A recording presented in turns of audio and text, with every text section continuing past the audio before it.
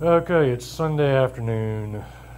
I've been down in this basement trying to figure out why I'm missing 2 foot here and a foot there, and none of the numbers are adding up.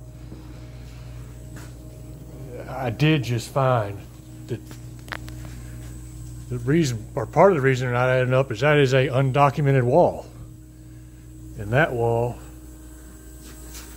and that wall are not on the same plane. So, I mean, I don't know, 2 days or something, I've been coming in here measuring from the wall to the bowling alley, and it's supposed to be 10'8", and I got 9'8". I'm like, what in the hell is going on here? Anyway, so he just put a wall randomly wherever he felt like he wanted it. But in the process of trying to figure out exactly which side of the surveyor's pins the masons, Jesus Christ. So they changed the cinder block walls from 10-inch block to 12-inch block. And the mason was telling me, I spoke with him yesterday, and I mean, great guy, I trust him, no reason to doubt it. You know, maybe he just made a mistake, but he was telling me that to accommodate for this, wherever the pins were, because the pins were designed for 10-inch block, they moved their block 2 inches. I'm getting sidetracked. So I'm down here trying to figure out this whole cinder block thing, and I'm measuring. I go, oh, I don't remember seeing that. And then I look there. What is that moisture right there? Some wet dirt coming in up underneath. And then I was like, well, that's not right. There's your reinforcement wire, which is, for all intents and purposes, a 1/2 inch below the surface of the concrete. That's not well how it's supposed to be. I mean, it doesn't do any good at the surface. I mean, at least my understanding, it needs to be in the middle or even lower. But I got to poking around in this thing.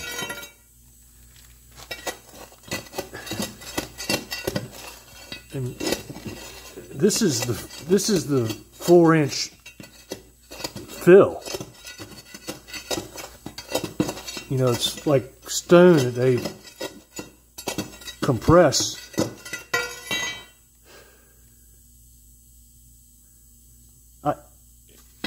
These two things aren't supposed to be independent of each other. And this is supposed to run under that. But it doesn't. And this vapor barrier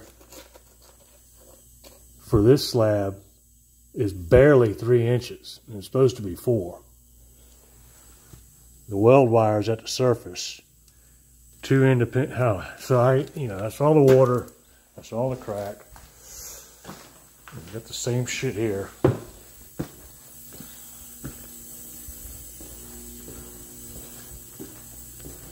You know, it's like I said, every time I'm trying to solve one thing, then I find something else. I haven't even solved the first thing. But I believe this is the detail I need to be looking at. Because that's the side of the bowling alley. A little 2 foot. Bowling alley's wrong, by the way. Well, the bowling alley's right, but the concrete's wrong by 2 inches.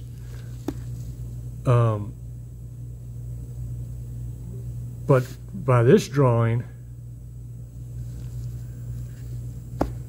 that concrete where I saw that wet mud is supposed to run underneath this and butt that footing. But as you saw, I can take my pry bar and I can dig a hole right underneath that thing.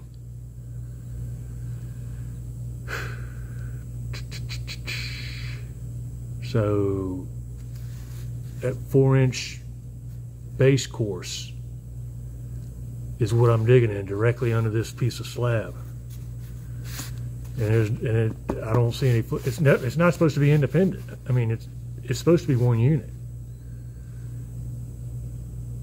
And I said, all right, let me make sure. Maybe I'm getting carried away. So I went and I looked at this detail. And it's the same thing. That slab is supposed to run over top of the main footing. And I checked this detail. That slab and that turn down are supposed to be one pour, and it's supposed to have rebar in it, and there's the wire in the center of the concrete, 4-inch concrete. I mean, this isn't necessarily my field of expertise, but I mean, it don't seem right to me. I kind of figure an $8 million house, you probably shouldn't have wet mud rolling up underneath your footing in your bowling alley. It's one thing after another, this guy.